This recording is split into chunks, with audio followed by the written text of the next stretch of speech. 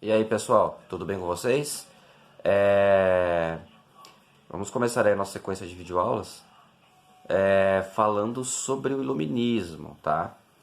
Pessoal, o iluminismo, então, ele começa oficialmente no século XVIII, tá?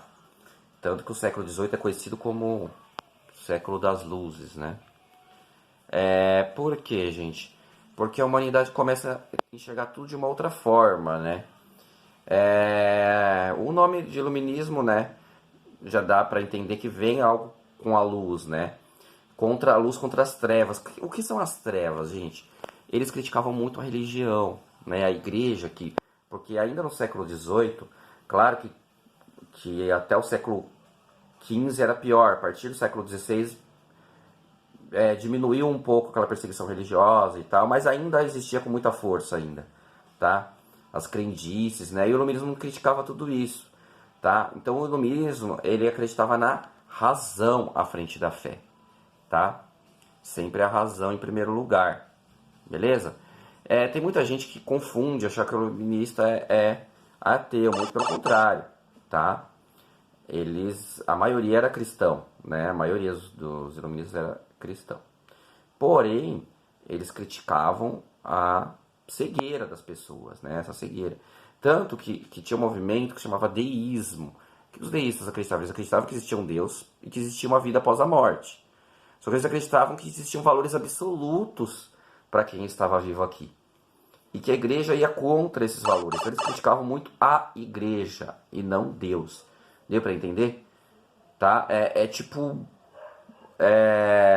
uma crítica à religião, não à divindade, tá? Então, gente, os iluministas então vão crescer, expandir muito rápido, né? No século XVIII, mas na verdade começa um pouquinho antes, né?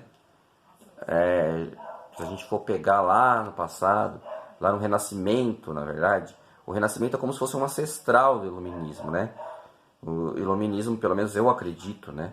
Que o Iluminismo aconteceu porque existiu o Renascimento, tá? O Renascimento ele briga, né, contra a Igreja naquela época lá, no século XVI, né? Século XV, século XVI, e, e ele abre espaço para as pessoas, né, começarem a pensar, né?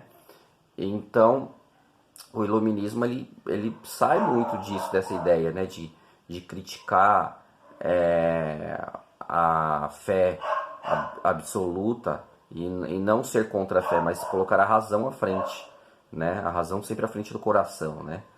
Então, começa lá com, se a gente for pegar o Copérnico, por exemplo, começa que tem a teoria, né, de que a Terra é redonda, né, e que a Terra não é o centro do universo, né?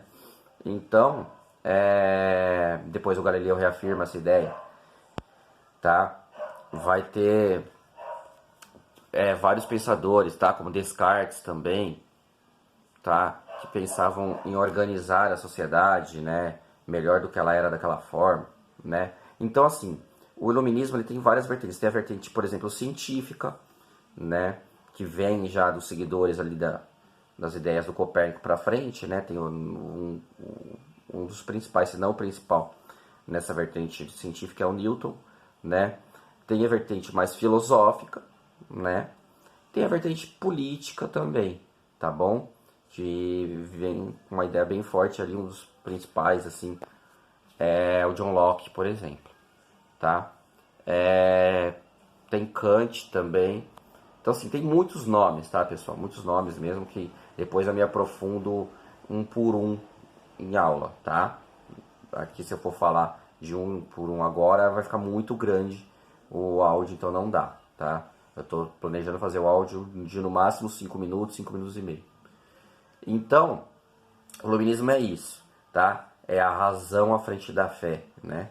É a razão sempre em primeiro lugar, tá? E começa a organizar uma estrutura política, né? Científica também.